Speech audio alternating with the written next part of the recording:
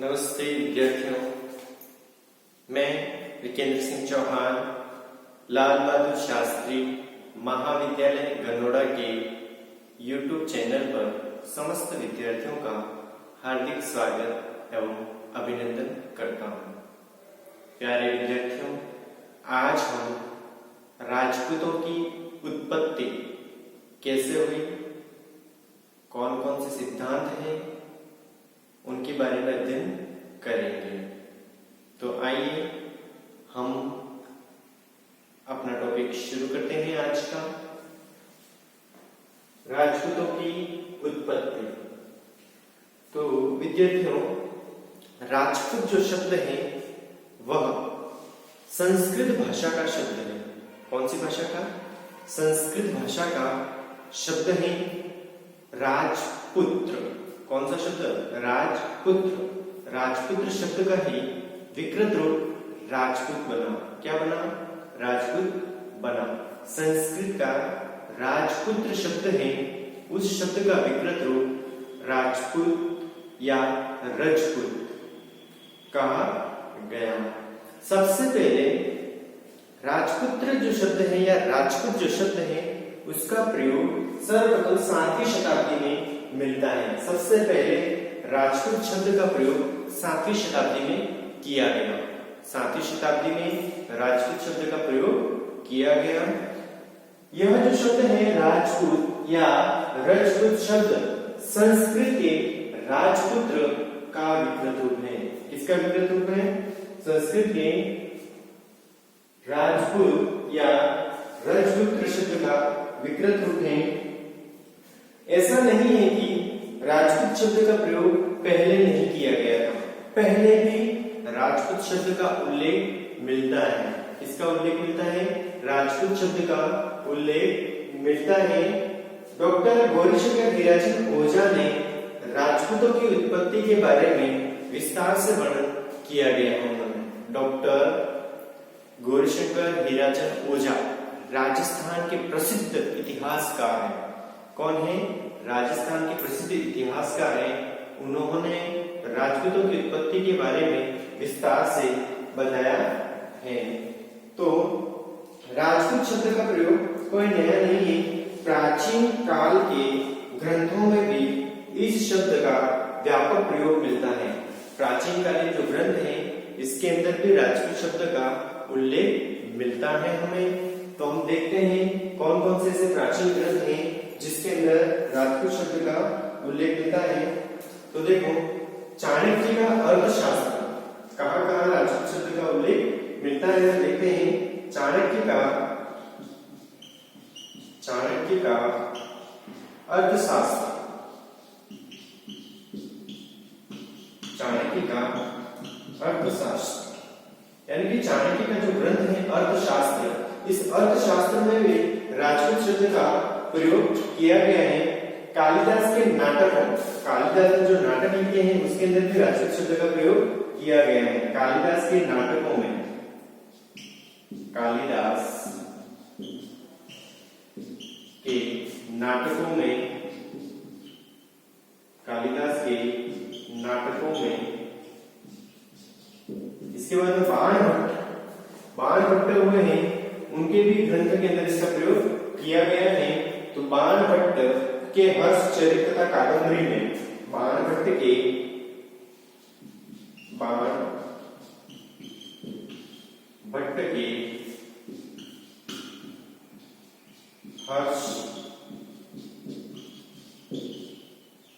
हर्षचरित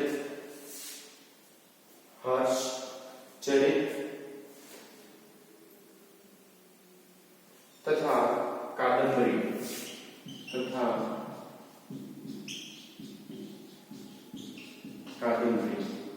देखो, राजपूत शब्द का प्रयोग प्राचीन ग्रंथों के अंदर भी मिलता है, जिसमें चाणक्य का अर्थशास्त्र, चाणक्य के अर्थशास्त्र के अंदर राजपूत शब्द का उल्लेख किया गया है। कालिदास के जो नाटक हैं उसके अंदर भी राजपूत शब्द का उल्लेख किया है। बाण भट्ट के जो ग्रंथ हैं हर्षचरित तथा कादंबरी, इन ग्रंथों के अंदर भी राजपूत शब्द का प्रयोग मिलता है। तो ये देख लेना, बाण भट्ट के हर्षचरित कादंबरी में भी में भी राजपूत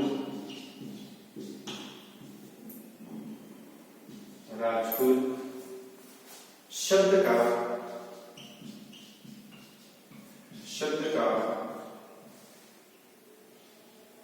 का उल्लेख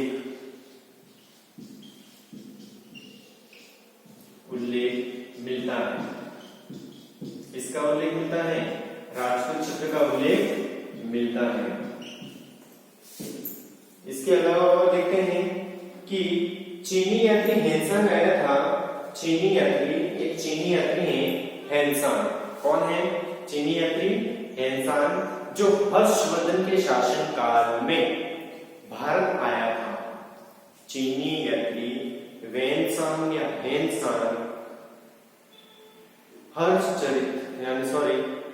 हर्षवर्धन के शासन काल में भारत की यात्रा पर आया था। तो उसने भी बताया है कि हर्षवर्धन के शासन काल में राजपूत जो था वह किसी जाति विशेष के लिए प्रयोग नहीं किया जाता था। राजा का जो पुत्र होता था उसे राजपूत कहा जाता था। राजपूत किसे कहा जाता था? राजा के पुत्र को राजपूत कहा जाता था। क्षत्रिय जो थे उन्हें क्या कहा जाता था? राजपूत कहा जाता था। यानी कि राजा जो है उनके लिए क्षत्रिय और राजपूत शब्द का प्रयोग किया जाता था।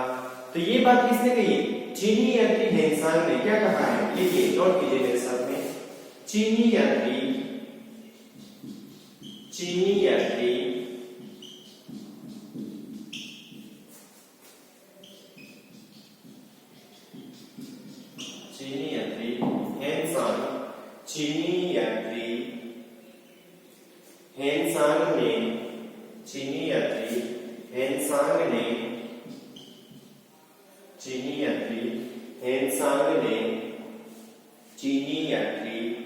हेनसांग ने जो हर्षवर्धन के शासन काल में चीनी यात्री हेनसांग ने जो हर्षवर्धन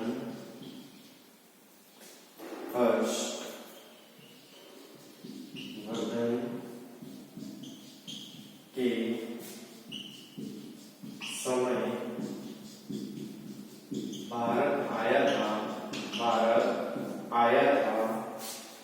चीनी यात्री हेनसांग ने जो हर्षवर्धन के समय भारत आया था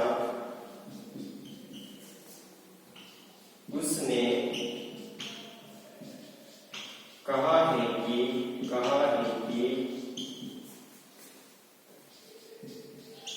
राजपूत शब्द का उल्लेख, राजपूत शब्द का प्रयोग, राजपूत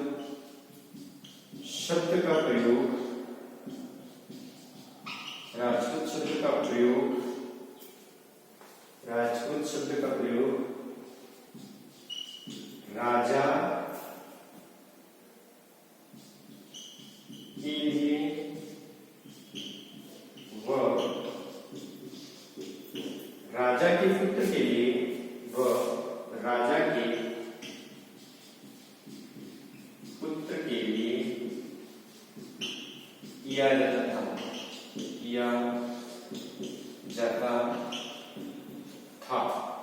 यानी कि चीनी यात्री हेनसांग ने जो हर्षवर्धन के समय भारत आया था उसमें कहा है कि राजपूत शब्द का प्रयोग राजा के लिए व राजा के पुत्र के लिए किया जाता था। यानी कि कुल मिलाकर यही कह सकते हैं कि जो क्षत्रिय थे उन क्षत्रियों के लिए राजपूत शब्द का प्रयोग किया गया है। एक बार पुनः इसका दोहरान कर लीजिएगा मेरे साथ में। राजपूत शब्द का सर्वप्रथम प्रयोग कब हुआ? तो 7वीं शताब्दी में इसका प्रयोग मिलता है। सर्वप्रथम राजपूत या राजपूत शब्द संस्कृत के राजपुत्र का विकृत रूप है। यानी कि आप कह सकते हैं संस्कृत भाषा का एक राजपुत्र शब्द है।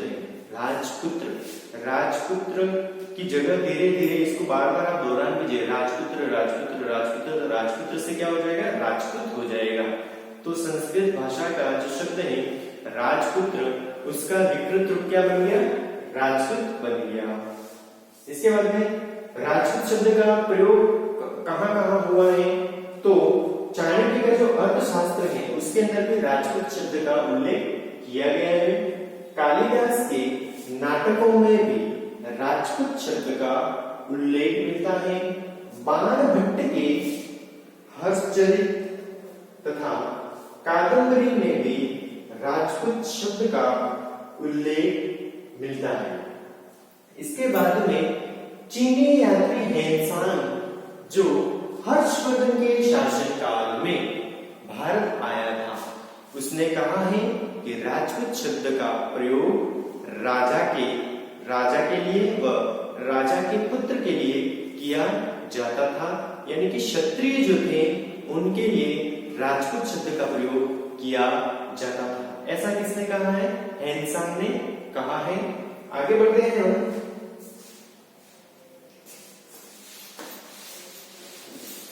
आप विद्यार्थियों मेरे साथ साथ में इसको आप नोट भी करते रहिएगा ताकि आपके नोट्स भी बन जाएंगे और आपको याद भी हो जाएगा। इसलिए आपको बार बार वीडियो देखना ही पड़ेगा। एक बार आप मेरे साथ साथ में लिख लोगे तो आपके नोट्स भी बन जाएंगे, तो पढ़ने में सुविधा हो जाएगी आपकी। और अगर आप इस वीडियो को बार बार देखो तो भी अच्छी बात है। ठीक है, आगे बढ़ते हैं हम। वेदों और उपनिषदों में भी राजन्य शब्द का प्रयोग किया गया है। देखो राजपूत जो शब्द है उसको पहले मतलब वेदों और उपनिषदों में भी इसका उल्लेख मिलता है।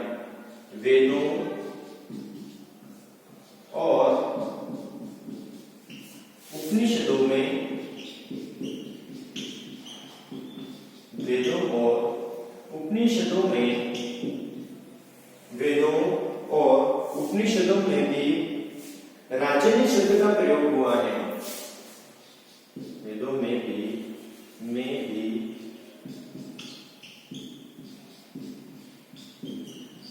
राजन्य शब्द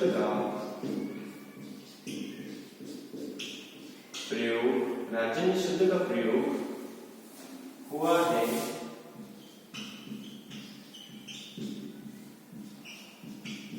राजन्य शब्द का प्रयोग हुआ है और वहां से लगाकर 16वीं शताब्दी में वहां से लेकर हुआ है और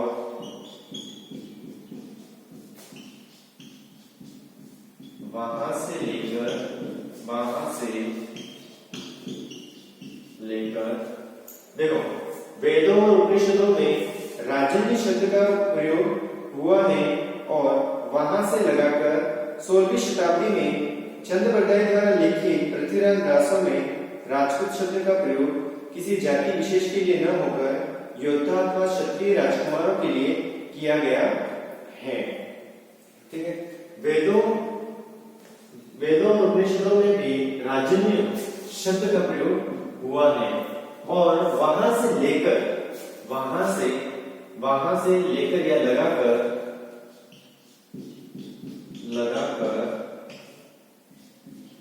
16वीं शताब्दी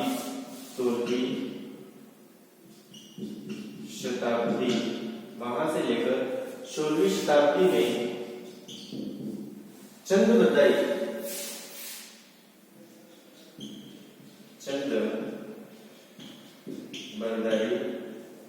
वहां से लेकर 16वीं शताब्दी में चंद बरदाई द्वारा लिखित पृथ्वीराज दासों चंद बरदाई द्वारा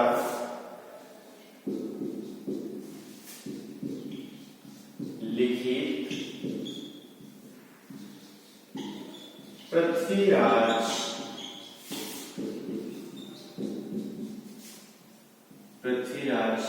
रासो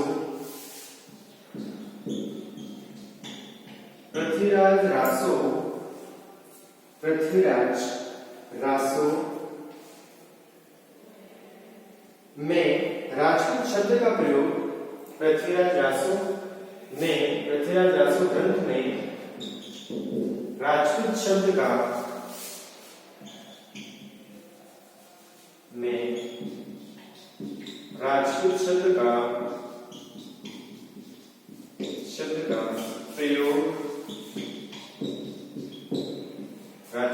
प्रयोग किसी जाति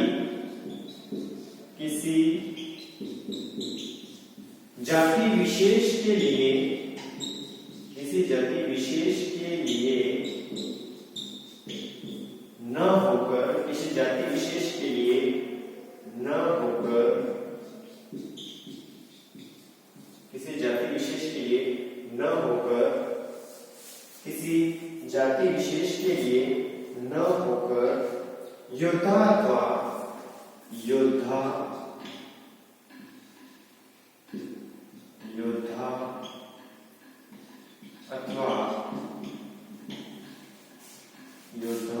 अथवा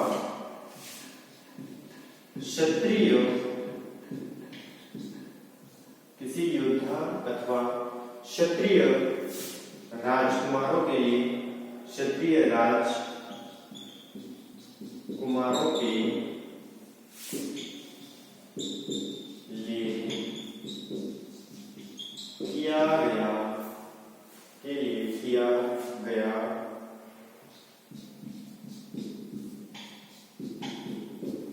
किया गया है।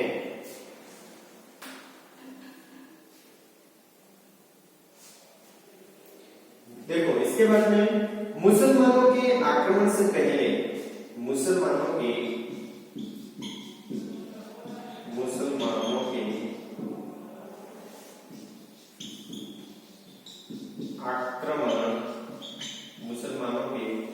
आक्रमण से पहले, आक्रमण से पूर्व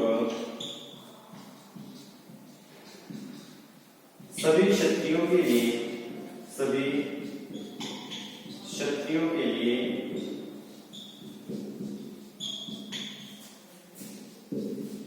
राजपूत शब्द का प्रयोग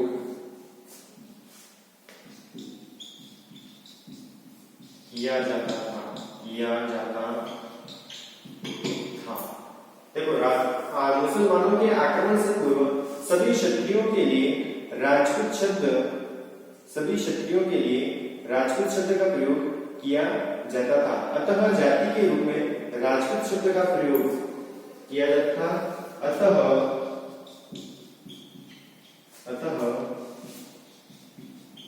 किसी जाति के लिए राजपूत शब्द का प्रयोग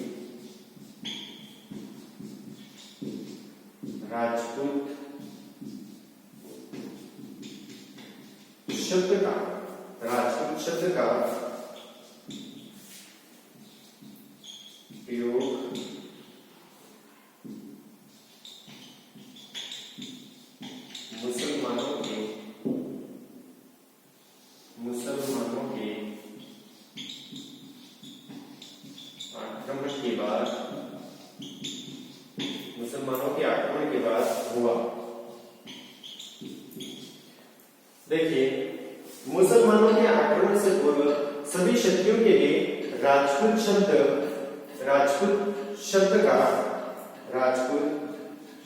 का प्रयोग किया जाता था। अतः किसी जाति के लिए राजपूत शब्द का प्रयोग मुसलमानों के आक्रमण के बाद में हुआ। यानी हम कह सकते हैं कि राजपूत शब्द जाति सूचक कब बना, तो मुसलमानों के आक्रमण के बाद जो राजपूत हैं, यानी कि राजपूत जो शब्द है वह एक जाति विशेष के लिए उपयोग में लिया जाने लगा। लेकिन मुसलमानों के आक्रमण से पूर्व जो राजपूत शब्द है वह क्षत्रियों के लिए उपयोग में लिया जाता था। सभी क्षत्रियों के लिए राजपूत शब्द का प्रयोग किया जाता था। लेकिन मुसलमानों के आक्रमण के बाद में राजपूत एक जाति के रूप में उभर करके सामने आए। देखो ऐसा नहीं है कि राजपूत शब्द का उल्लेख कहीं नहीं मिलता है। राजपूत शब्द का उल्लेख वेदों और उपनिषदों में भी किया गया है। ठीक है, वहां से लेकर के यानी कि वेदों और उपनिषदों में राजन्य शब्द का उपयोग किया जाता था। वही राजन्य शब्द है वह बाद में जाकर के राजपूत में तब्दील हुआ। इसके बाद में 16वीं शताब्दी में चंद्रगुप्त के द्वारा लिखित पृथ्वीराज रासो ग्रंथ में राजपूत शब्द का प्रयोग किसी जाति विशेष के लिए न होकर एक योद्धा अथवा क्षत्रिय राजकुमारों के लिए किया गया। यानी कि पृथ्वीराज रासो जो ग्रंथ है उसके अंदर राजपूत शब्द का प्रयोग किसी जाति के लिए न हो सके, योद्धा और जो क्षत्रिय राजकुमार हैं उनके लिए राजपूत शब्द का प्रयोग किया गया। तो सर्वप्रथम राजपूत शब्द का उल्लेख या विस्तार से वर्णन कहाँ कब मिलता है? तो 7वीं शताब्दी में उल्लेख मिलता है सबसे ज्यादा। इसके बाद वेदों के अंदर भी राजपूतों के लिए कौन सा शब्द उपयोग में लिया गया है? राजन्य शब्द उपयोग में लिया गया है। मेरे साथ साथ आप नोट्स को लिख लीजिए और चाहो तो आप इस स्क्रीन का यानी कि इस बोर्ड का स्क्रीनशॉट ले सकते हैं, ठीक है, या फिर वीडियो को बैक करके आप लिख सकते हैं, ठीक है, ताकि हम आगे बढ़े।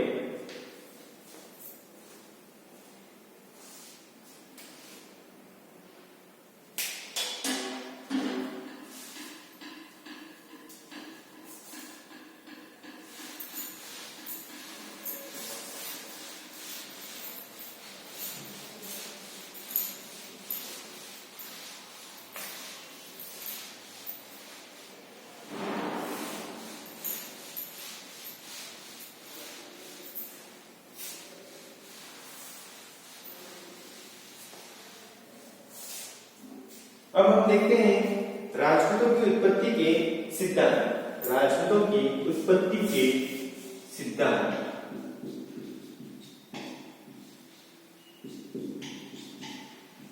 राजपूतों की उत्पत्ति के सिद्धांत यानी कि राजपूतों की उत्पत्ति कैसे हुई, कौन कौन से सिद्धांत हैं, उन सिद्धांतों के बारे में देखते हैं। तो राजपूतों की उत्पत्ति के अनेक सिद्धांत हैं, जैसे कि वैदिक क्षत्रिय की संतान। पहला जो सिद्धांत है वो है वैदिक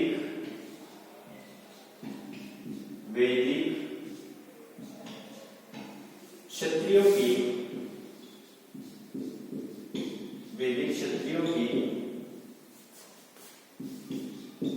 संतान। वैदिक क्षत्रियों की संतान, ठीक है। इसके बाद दूसरा जो सिद्धांत है वो है अग्निकुंड से उत्पन्न।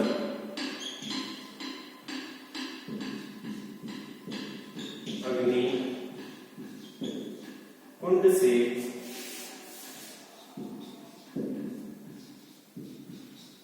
उत्पन्न। इसके बाद में तीसरा जो सिद्धांत है वो है ब्राह्मणों की संतान, ब्राह्मणों की संतान या ब्राह्मणों से उत्पत्ति।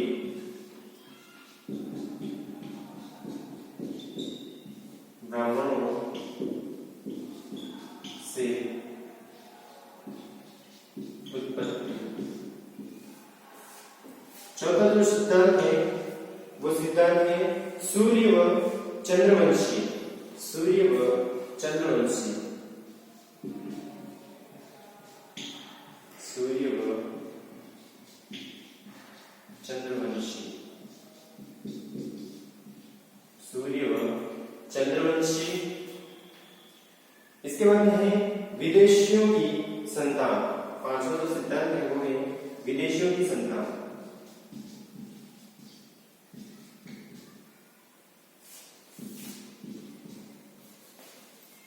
विदेशियों की संतान।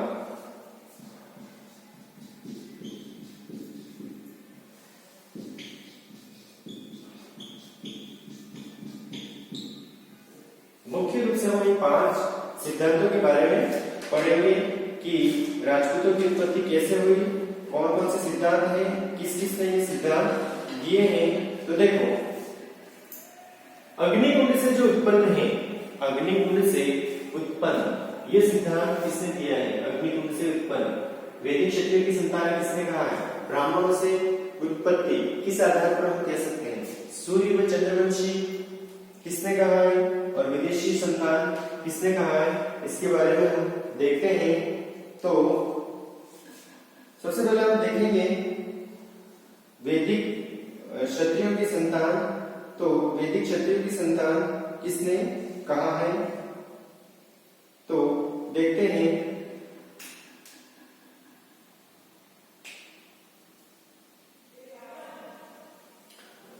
हाँ, वैदिक क्षत्रियों की संतान क्यों कहा जाता है राजपूतों को?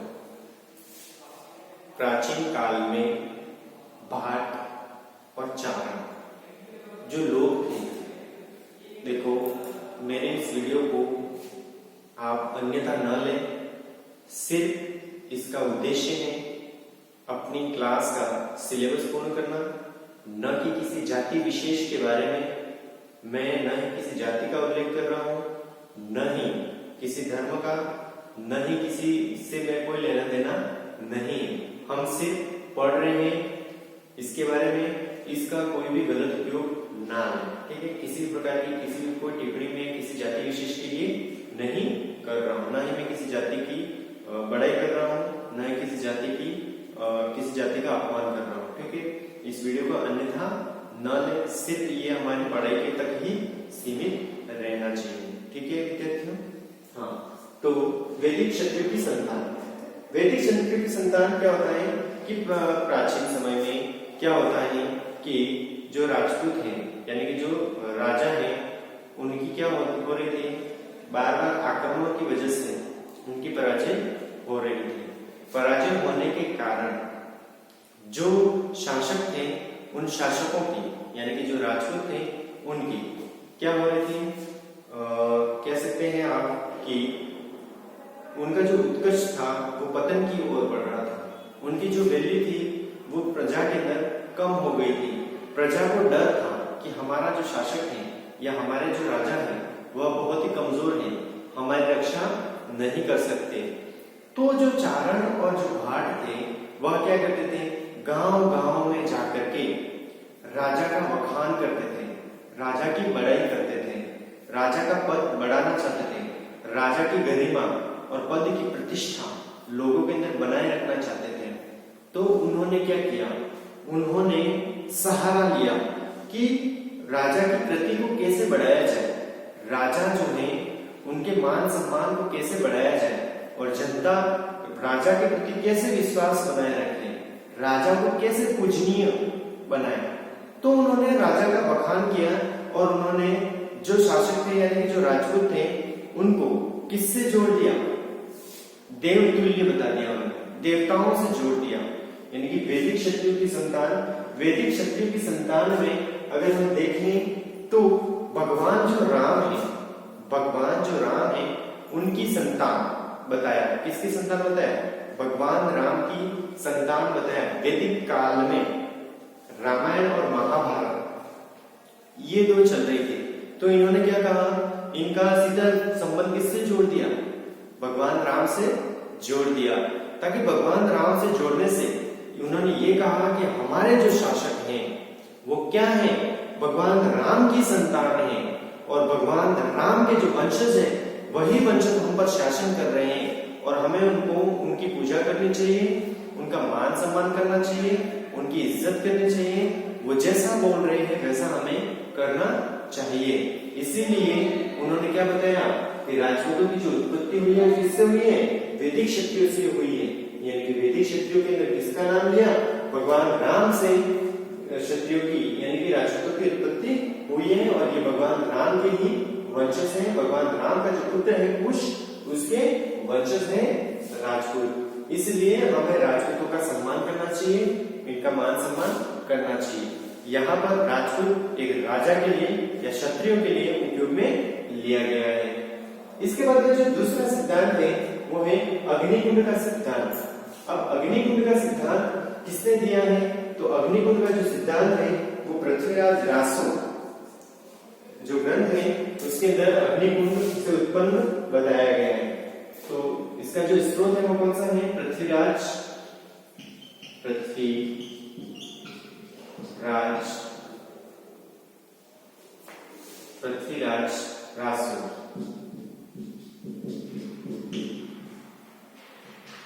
ये जो मैं बताने जा रहा हूं अपने अग्निकुंड से उत्पन्न, तो अग्निकुंड से उत्पन्न साक्ष्य क्या है, साक्ष्य है पृथ्वीराज रासो जो ग्रंथ है चंद्र हृदय के द्वारा लिखा गया। इसके बाद मोहनोद नेन्सी भी इस कथन का समर्थन करता है। मोहनोद नेन्सी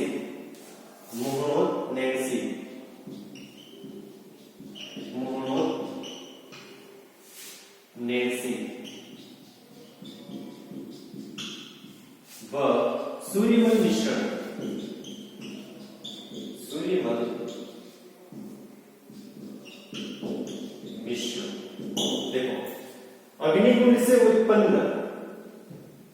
बताने वाले या इस सिद्धांत का समर्थन करने वाले कौन कौन हैं? तो पृथ्वीराज रासो जो ग्रंथ है उसके अंदर बताया गया है कि अग्निकुंड से राजपूतों की उत्पत्ति हुई है। मोड़ो नेर्सी भी इस कथन का समर्थन करता है और सूर्यमल मिश्रण भी इस कथन का समर्थन करता है कि राजपूतों की उत्पत्ति अग्निकुंड से हुई है। तो शुरू करते हैं हम कि अग्निकुंड का जो सिद्धांत है उसके अंदर क्या बताया गया है। तो चंद्रबरदाई एक कवि है जो पृथ्वीराज चौहान तृतीय के दरबारी कवि थे और उनके मित्र थे। उन्होंने एक ग्रंथ लिखा है, उस ग्रंथ का नाम है पृथ्वीराज रासो। इस पृथ्वीराज रासो के अंदर उन्होंने बताया है कि राजपूतों की उत्पत्ति अग्निकुंड से हुई है।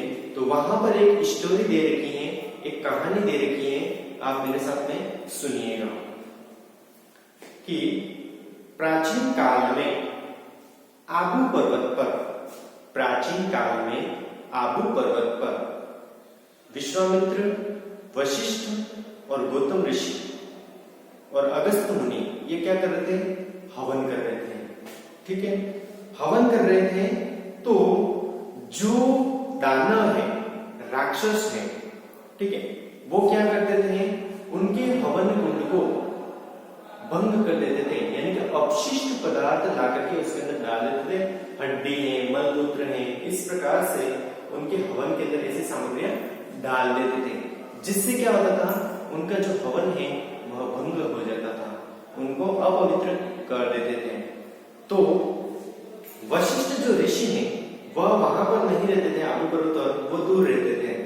तो अगस्त मुनि, गौतम ऋषि और विश्वामित्र इन्होंने कहा कि हमें इन राक्षसों को मारने के लिए या इनको यहां से भगाने के लिए कोई तो उपाय करना चाहिए, या कोई तो ऐसा व्यक्ति होना चाहिए जो हमारी इनसे रक्षा करे।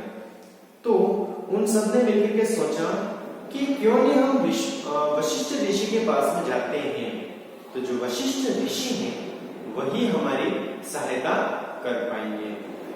तो वह तीनों ऋषि मिलकर के जाते हैं वशिष्ठ ऋषि के पास में, और वशिष्ठ ऋषि को जाकर के बोलते हैं कि राक्षसों के से हम परेशान हो चुके हैं, वह हमारे हवन कुंड को भंग कर रहे हैं, हमें हवन नहीं करने दे रहे हैं और हमारी रक्षा कीजिए इन राक्षसों से। तो जो वशिष्ठ ऋषि हैं उन्होंने अग्निकुंड से 3 पुत्रों की उत्पत्ति की। कितने पुत्रों की?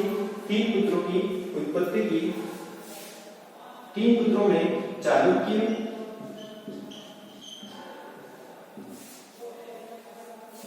परमा, प्रतिहार, 3 पुत्रों की उत्पत्ति की उन्होंने। कितने पुत्रों की? 3 पुत्रों की उत्पत्ति की, चालुक्य, परमा और प्रतिहार। इन 3 पुत्रों की उत्पत्ति की और इन तीनों पुत्रों को वशिष्ठ ऋषि ने कहा आप जाइए, विश्वामित्र, गौतम ऋषि और अगस्त ऋषि जो हवन कर रहे हैं उनके हवन कुंड की रक्षा कीजिए और वहां पर जो दानव तांडव मचा रहे हैं उन दानवों को भगाइए। तो ये तीनों भाई यानी कि तीनों पुत्र जाते हैं वहां पर और राक्षसों से युद्ध लड़ते हैं। राक्षसों से युद्ध लड़ते हैं तो राक्षस इन तीनों को पराजित कर देते हैं। पराजित करने के बाद में फिर से राक्षसों का आतंक और बढ़ जाता है और ये तीनों राक्षसों से रक्षा नहीं कर पाते हैं। उस समय वापिस वे तीनों ऋषि जाते हैं और वशिष्ठ ऋषि को बोलते हैं कि ये तीनों हमारी सहायता करने में असमर्थ हैं। उस समय वशिष्ठ ऋषि पुनः हवन कुंड से चौथा पुत्र उत्पन्न करते हैं, उसका नाम है चौहान। क्या नाम है? चौहान। ये जो पुत्र था वो बलिष्ठ था, यानी कि शारीरिक से हष्ट-पुष्ट था और हथियारों से सुसज्जित था। फिर क्या होता है कि यह जाते हैं और वे जो राक्षस थे, दानव थे, उनको पूरे भारत से, आबू पर्वत से ही नहीं यानी कि भारत से ही इनको भगा देते हैं। हाँ, तो यहीं से ये कहानी हमें मिलती है और इसी से ये प्रतीत होता है कि अग्निकुंड से इन चारों जातियों को उत्पन्न किया है, चालुक्य, परमार, प्रतिहार और चौहान। इसीलिए कहा जाता है कि राजपूतों की उत्पत्ति कहां से हुई है? अग्निकुंड से हुई है। और ये जो कहानी है वो आपको पृथ्वीराज रासो ग्रंथ के अंदर मिल जाएगी। इस कहानी के अंदर मैंने कोई भी काल्पनिक तथ्य नहीं जोड़ा है। हो सकता है कि चंद्र प्रदायी ने जो लिखा है वही मैंने आपको आपके सामने प्रस्तुत किया है। इस कहानी को अन्यथा न लें, ठीक है। इसके बाद में जो अगला जो सिद्धांत है वो सिद्धांत है ब्राह्मणों से उत्पन्न। तो ब्राह्मणों से उत्पन्न बताने वाले जो है वो है डॉक्टर भंडारकर। डॉक्टर भंडारकर ने बताया है कि राजपूतों की उत्पत्ति ब्राह्मणों से हुई है। डॉक्टर भंडारकर ने किसने कहा है कि ब्राह्मणों की संतान है? Doctor Bhandarkar. Doctor Bhandarkar doctor Bhandarkar doctor Bhandarkar ने कहा है कि राजपूतों की उत्पत्ति ब्राह्मणों से हुई है। इसके बाद अनेक विद्वानों ने इनकी उत्पत्ति को ब्राह्मणों से बताया है कि ब्राह्मणों से ही इनकी उत्पत्ति हुई है, ऐसा बताने वाले अनेक विद्वान हैं। तो क्यों कहा जाता है कि राजपूतों को कि ये ब्राह्मणों की संतान है? क्यों कहा जाता है? इसके पीछे तथ्य है, सुनिएगा कि मंडोर के प्रतिहार ब्राह्मण वंश के थे। मंडोर के जो प्रतिहार है, कहां के प्रतिहार? मंडोर के प्रतिहार। मंडोर के प्रतिहार ब्राह्मण वंश के थे। ब्राह्मण वंश के थे। कौन से वंश के थे? ब्राह्मण वंश के थे या ब्राह्मणों से इनकी उत्पत्ति हुई है, ऐसा कहा जाता है। इनके पूर्वज ब्राह्मण हरिश्चंद्र तथा उनकी पत्नी माद्रा की संतान थी। इनके जो मंडोर के जो प्रतिहार है, ठीक है, वे ब्राह्मण वंश के थे। इनकी उत्पत्ति ब्राह्मण हरिश्चंद्र तथा उनकी पत्नी माद्रा, इनकी उत्पत्ति किससे हुई है? ब्राह्मण हरिश्चंद्र थे और उनकी पत्नी माद्रा थी। इन दोनों से किसका जन्म हुआ है? प्रतिहारों का जन्म हुआ है। देखो अलग अलग ग्रंथ के अंदर अलग अलग बात बताई है। अब पृथ्वीराज रासो के अंदर क्या बताया गया है? अग्निकुंड से उत्पन्न हुए हैं। यहाँ क्या बताया गया है कि जो मंडोर की प्रतिहार शाखा है उसका कहां से उत्पन्न हुई है? हरिश्चंद्र और माद्रा। हरिश्चंद्र ब्राह्मण थे और माद्रा पत्नी थी। इनसे मंडोर की प्रतिहार वंश की उत्पत्ति हुई है, ऐसा कहा जाता है। इसी प्रकार आबू के प्रतिहार वशिष्ठ ऋषि की संतान थे। इसके बाद में आबू के जो प्रतिहार है कौन से? अभी हमने देखा अग्निकुंड सिद्धांत के अंदर कि आबू पर्वत पर वशिष्ठ ऋषि ने आबू पर्वत पर हवन किया था। कहां पर किया था? आबू पर्वत पर हवन किया था और वहीं से अग्निकुंड से 4 पुत्रों की उत्पत्ति हुई थी, चालुक्य, प्रतिहार, परमार और चौहान। ठीक है, तो इन्होंने बताया कि वशिष्ठ ऋषि ने जो आबू पर्वत पर हवन किया था वहीं से ही किसकी उत्पत्ति हुई है? प्रतिहारों की उत्पत्ति हुई है। और प्रतिहार जो है वो किसकी संतान है? वशिष्ठ ऋषि की संतान है। तो हम कह सकते हैं इसी अग्निकुंड से इसका संबंध जोड़ते हैं।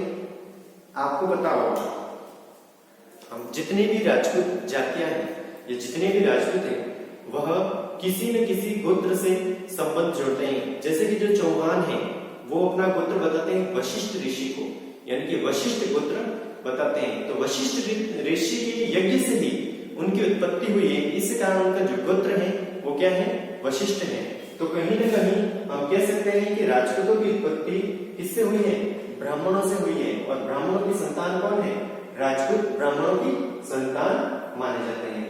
इसके बाद में सूर्यवंशी व चंद्रवंशी। सूर्यवंशी और चंद्रवंशी। तो 10वीं शताब्दी में चारणों ने राजपूतों का इतिहास लिखा।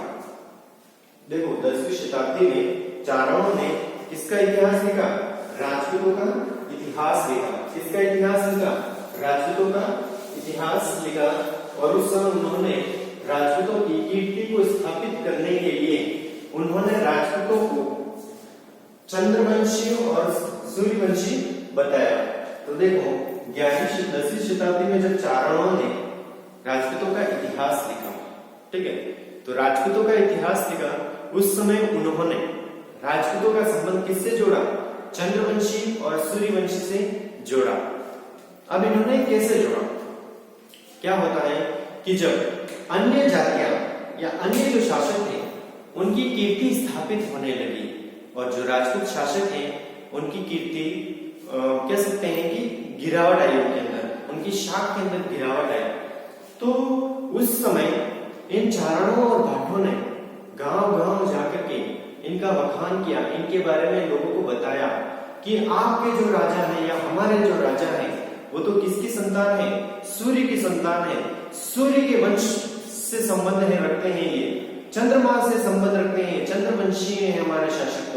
तो सूर्यवंशी किसने बताया? जैसे कि रामायण के अंदर जो राम है वो सूर्यवंशी थे, उनका जो पुत्र है कुश, उसी के वंशज बताए गए हैं, और हमारा जो संबंध है वो सूर्य से है, यानी कि वर्तमान में पूरी प्रकृति को ऊर्जा प्रदान करने वाला, सदैव चमकने वाला, सदैव इस धरती पर रहने वाला कौन है? सूर्य, कभी नष्ट न होने वाला। ऐसे भगवान सूर्य की संतान है हमारे शासक। तो इस प्रकार से उन्होंने संबंध क्या जोड़ दिया? राजपूतों का संबंध किससे जोड़ दिया? सूर्य से जोड़ दिया, यानी कि सूर्य की जो संतान है उन्हीं की संतान कौन है? राजपूत है या हमारे जो शासक हैं वे हैं। इसके बारे में चंद्रवंशी, महाभारत के अंदर जो पांडव थे वो कौन से वंश से संबंधित थे?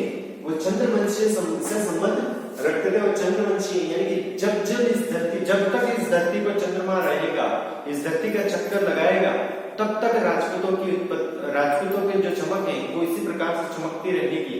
और हमारे जो शासक हैं वो तो साक्षात चंद्रवंशी हैं, उनका कभी पतन नहीं हो सकता, उनकी बातों को हमें मानना चाहिए।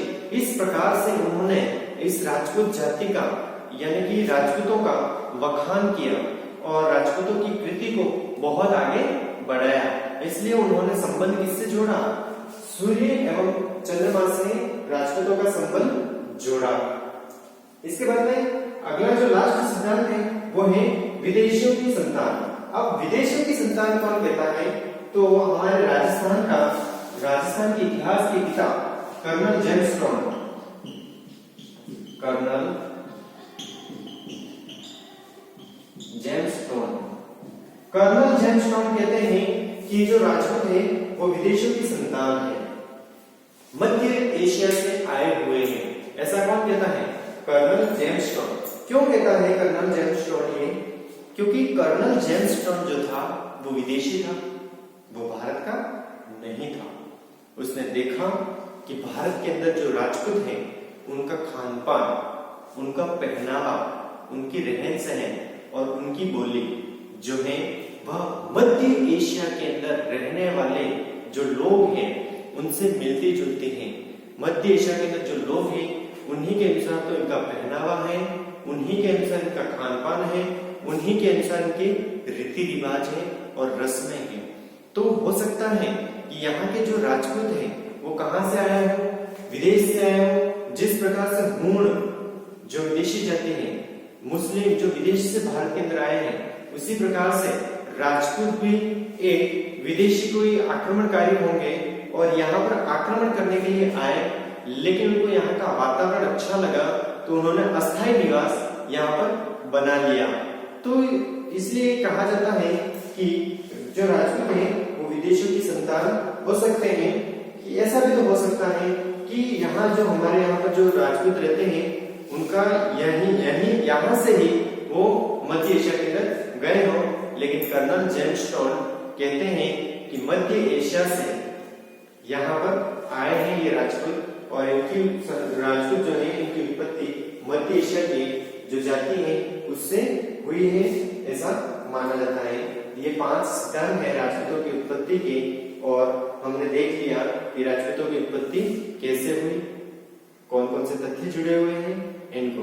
प्यारे विद्यार्थियों, यहाँ पर मेरा किसी जाति विशेष से कोई संबंध नहीं है, ठीक है, आप इस टॉपिक को अन्यथा न लें, सिर्फ इसका उद्देश्य आपको पढ़ाई तक ही सीमित रखना है, न कि किसी को बताना है कि राजपूत ऐसे हैं, या न ही किसी राजपूतों की के बारे में कोई गलत कमेंट्स करना है, न ही किसी से हमें कोई लेना देना नहीं, सिर्फ और सिर्फ हमें इस टॉपिक को पढ़ाई तक ही सीमित रखना है। ठीक है विद्यार्थियों, अगर मेरे द्वारा किसी प्रकार का अगर कोई गलत वर्णन किया गया है या गलत तरीके से अगर मैं पेश किया है मैंने कोई भी तथ्य, तो उसके लिए मैं क्षमा चाहता हूँ, माफी चाहता हूँ। और आज का हमारा जो टॉपिक है वो यहीं पर समाप्त होता है। धन्यवाद।